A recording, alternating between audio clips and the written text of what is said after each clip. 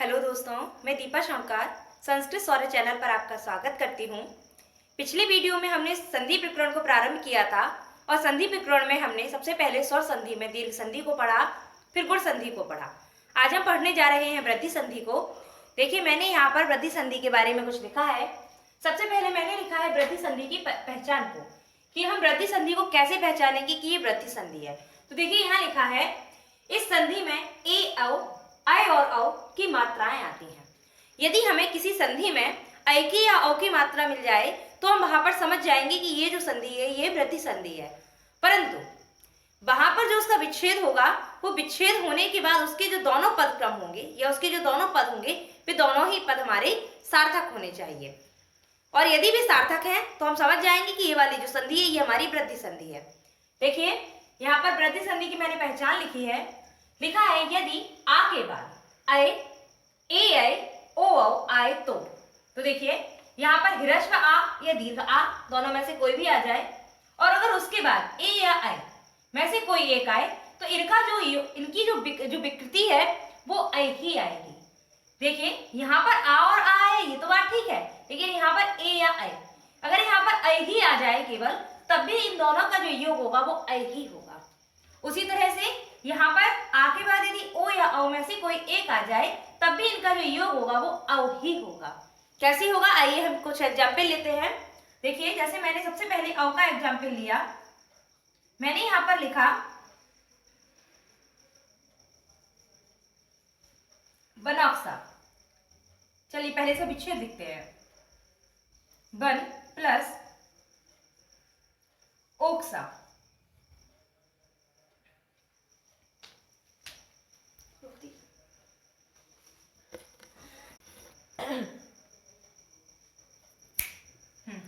देखिए, हमने यहाँ पर लिखा वन प्लस ओक्सा। यहाँ देखिए, हमने नाम ऐसे लिया आ और यहाँ पर हमने लिया ओ।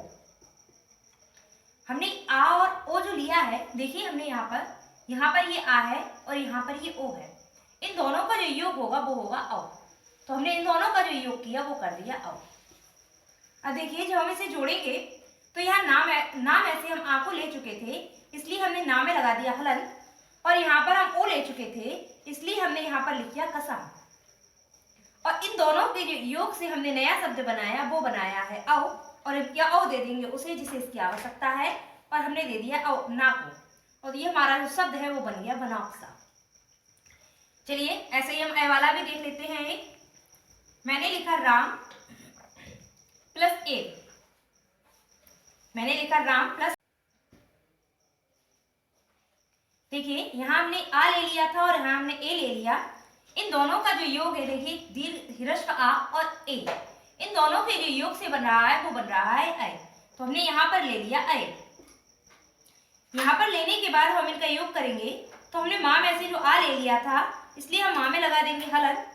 यहाँ हम ए ले चुके हैं, इसलिए हमने ले लिया वा, और इन दोनों का जो योग हमने बनाया है वो हमने बनाया है ऐ को। तो ये जो ऐ है, ये ऐ हम उसे देंगे जिससे इसकी आवश्यकता है। तो हम देख रहे हैं यहाँ पर ये जो माँ है इसमें हलंत लगा है, इसे हमने ऐ की मात्राएं दे दी, ये हमारा शब्द बन गया रामेर। चलिए और देखते हैं कुछ एग्जाम्पल। मैंने लिखा महा प्लस ऐश्वर्य, महा प्लस ऐश्वर्य। देखिए, यहाँ पर हमें दीर्घ आ मिल रहा है और यहाँ हमें ऐ मिला है। देखिए, दीर्घ आ के बाद यदि ऐ आ जाए तो इन दोनों का जो योग होगा वो भी ऐ ही होगा, इसलिए हमने इनका जो योग किया वो ऐ किया। यहाँ हम हा में से आ को ले चुके हैं, इसलिए हमने हा में हलंत लगा दिया। यहाँ हम ऐ ले चुके हैं, इसलिए हमने शौर्यम लिख लिया, और यहाँ पर ये लिख गया। इन दोनों का जो योग हुआ है वो ऐ हुआ है, और ये जो ऐ है ये हम उसे देंगे जिससे इसकी आवश्यकता है। और हम देख रहे हैं कि यहाँ पर ये जो हा है इसमें हलंत लगा है, इसलिए हम ये ऐ इस हा को दे देंगे। तो हमने जब इस हा को इस ऐ को ऐ दे दिया तो ये बन गया महेश्वर्य। हमारी संधि बन जाती है महेश्वर्य। चलिए और देखते हैं। हमने लिखा महा प्लस औषधि। देखिए, यहाँ पर दीर्घ आ है और यहाँ पर औ है। नियम था हमारा कि यदि आ के बाद ओ या औ में से कुछ एक आ जाए तो देखिए यहाँ पर दीर्घ आ आया और औ आया, परंतु इनका जो योग है वो अव ही होगा, इसलिए यहाँ पर हमने अव कर दिया। अब हम इनका योग कर लेते हैं। हमने हाथ में हलंत लगा दिया क्योंकि हम यहाँ पर आ ले चुके थे। यहाँ हमने अव ले लिया इसलिए हमने शधी लिख लिया। ये लिखने के बाद इन दोनों का जो योग किया है वो हमने किया है अव में, तो ये अव हम उसे देंगे जिसकी आवश्यकता है, और इसकी आवश्यकता हमें हा में दिख रही है, तो हमने यहाँ पर हा को दे दिया और ये हमारा शब्द बन गया महाौषधि। आप लोगों को संधि करना समझ में आ गया होगा कि वृद्धि संधि की हम संधि कैसे करते हैं। आइए मैं इसका आपको विच्छेद करना सिखाती हूँ।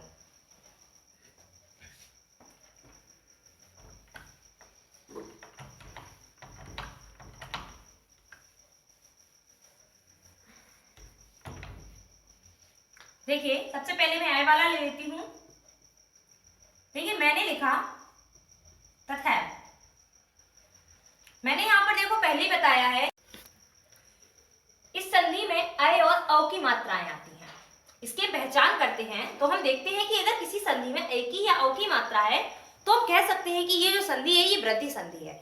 तो हम यहाँ देख रहे हैं, यहाँ हमें ए की मात्राएं लगी हुई दिख रही है, तो हम यहाँ पर इसका विच्छेद कर लेते हैं और देखते हैं कि ये वृद्धि संधि है या नहीं। तो जहां पर ए की मात्राएं लगी होती हैं हमें संधि में विच्छेद वहीं से करना है, क्योंकि मैंने आपको पहले भी बताया है कि ये जो नियम होता है ये नियम होता है संधि करने के लिए, और जब हमें विच्छेद करना होता है तो हम इसी नियम का उलट कर देते हैं या पलट देते हैं। देखिए हमने अभी आ और ए को मिलाकर के आय बनाया था। अब जब हमारे पास आय है तो अब इसका विच्छेद करेंगे तो हम देखेंगे कि अभी हमने जिन दो वर्णों से मिलाकर आय बनाया था अब हम उन दो वर्णों को अलग कर देंगे। जब हम दो वर्णों को अलग करेंगे ऐसे तो एक तरफ आ आएगा और एक तरफ ए या ऐ आएगा। तो चलिए करके देखते हैं। यहाँ पर था में ए की मात्राएं लगी हैं तो सबसे पहले हम तत् को ही अलग लिख देंगे। हमने तत् को अलग लिख दिया। यहाँ पर अभी हमें नहीं पता कि हमें ए बनाना है या ऐ बनाना है, इसलिए हम केवल ए बना लेते हैं। हमने ए और ओआ बनाया तो ये हमारा शब्द जो है वो सही बन गया और इसका मतलब हो गया एव। एव का मतलब होता है ही। परंतु हम यहाँ देखते हैं, यहाँ पर हमने जो तत् शब्द लिखा है इसका जो शब्द अर्थ है वो तत् से नहीं निकल रहा है, इसलिए हम यहाँ पर दीर्घ आ लगा लेते हैं और ये हमारा शब्द निकल आता है तथा। चलिए हमें पता चल गया कि ये वृद्धि संधि है क्योंकि इसका विच्छेद सही हुआ है। विच्छेद हमें पता कैसे चला कि सही हुआ है, क्योंकि इनके जो शब्द है वे सार्थक है। चलिए देखते हैं। अभी हम ये देख लेते हैं कि हमने जो इसका विच्छेद किया है वो भी सही किया है या नहीं। तो हमने यहाँ पर देखिए दीर्घ आ लिया और यहाँ पर ए लिया। हमने देखा था कि अगर आ के बाद ए आ जाए तो हमारी दीर्घ संधि तो हमारी वृद्धि संधि हो जाती है, या आ के बाद यदि ए आ जाए तो उसका अय हो जाता है। तो हम देख रहे हैं कि यहाँ पर आ के बाद ए आया हमारा अय हो गया, तो हमें पता चल गया कि ये जो हमारी संधि है ये वृद्धि संधि है और हमने इसका विच्छेद सही किया है। चलिए और एक एग्जाम्पल देखते हैं। देखिए मैंने लिखा महौजा, मैंने लिखा महौजा। देखिए यहाँ पर हमें अव की मात्राएं मिल गई, हमें पता चल गया कि यहाँ पर वृद्धि संधि है। हम इसका विच्छेद करेंगे। हम विच्छेद करने के लिए यहाँ पर अव देखेंगे और अव जो है वो हा में लगा है। सबसे पहले हम ये जो मह शब्द है इसको ही अलग लिख देंगे, और यहाँ पर ये जो अव है यहाँ पर हम इसलिए ओ बना लेते हैं और जा लिख देते हैं। तो हम देख रहे हैं पीछे वाला जो शब्द है वो हमारा ओज बन गया है। अगर हम यहाँ पर अव लगा देते तो ये गलत हो जाता। औज का कोई मतलब नहीं होता है, परंतु ओज का अर्थ होता है, इसलिए ये वाला शब्द जो है ये सार्थक हो गया। परंतु हम देख रहे हैं कि मह का कोई अर्थ नहीं होता है परंतु महा का होता है। तो अब यहाँ पर हम देख रहे हैं कि हमारे जो दोनों शब्द हैं वे दोनों ही सार्थक हो गए, तो हमने जो संधि का विच्छेद किया है वो सही किया है। अब हम इसका नियम भी लिख लेते हैं। हमने यहाँ पर दीर्घ आ बना लिया और यहाँ पर ओ बना लिया और इनका जो योग है वो अव हुआ। तो यहाँ पर हमने इसका विच्छेद करना सही तरह से सीख लिया है। तो हमने आज वृद्धि संधि में आपको संधि करना भी सिखाया और विच्छेद करना भी सिखाया। आइए मैं आपको इसका सूत्र और एक्सप्लेन कर देती हूँ।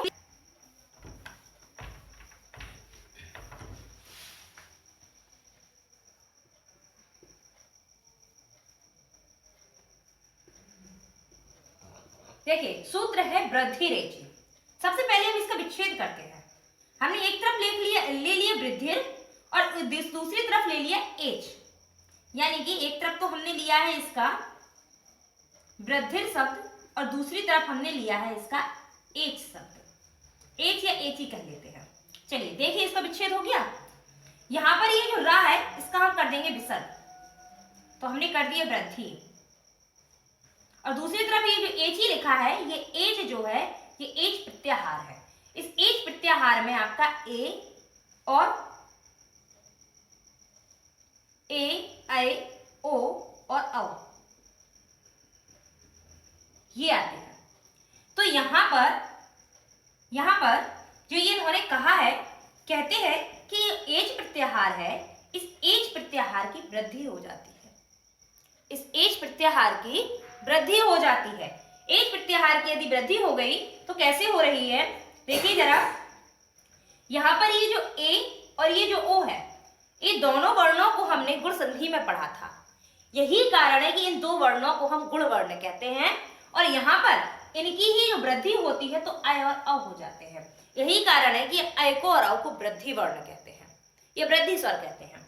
तो देखो हमारा जो नियम है वो कह रहा है कि जो एज प्रत्याहार है इसकी वृद्धि हो जाती है। तो अभी अभी मैंने बताया कि वृद्धि वर्ण हमारे ये है, तो वृद्धि वर्ण अगर ये आ जाए या फिर ये आ जाए, परंतु इनकी होगी वृद्धि। जैसे कि हमने दीर्घ संधि में पढ़ा था, दीर्घ संधि में यदि आ के बाद आ ही आ जाए या दीर्घ आ के बाद ही दीर्घ आ जाए, परंतु उसका जो योग होता है वो दीर्घ आ ही होता है।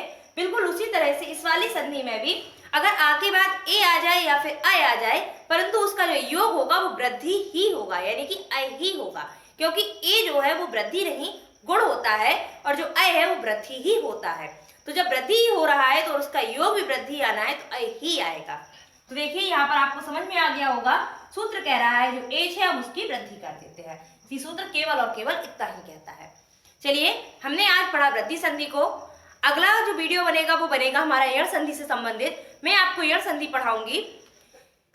यदि इस वीडियो से संबंधित आपके कोई प्रश्न हो तो आप उन्हें कमेंट बॉक्स में डालें, मैं आपको उनके उत्तर अवश्य दूंगी। और यदि आपके कोई सुझाव हो वीडियो से संबंधित तो आप वो सुझाव भी दीजिए, मैं उन पर भी ध्यान दूंगी। और इस वीडियो को ज्यादा से ज्यादा लोगों को फायदा हो और वो लोग संस्कृत की तरफ या संस्कृत से संबंधित उनकी जो समस्याएं हैं या छोटी छोटी सी चीजों में जो उन्हें परेशानियां होती हैं उनसे भी दूर हो सकें।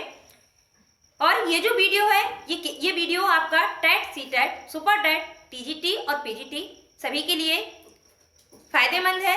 आप सभी कक्षाओं के लिए इन वीडियो का अध्ययन कर सकते हैं या इनसे समझ सकते हैं।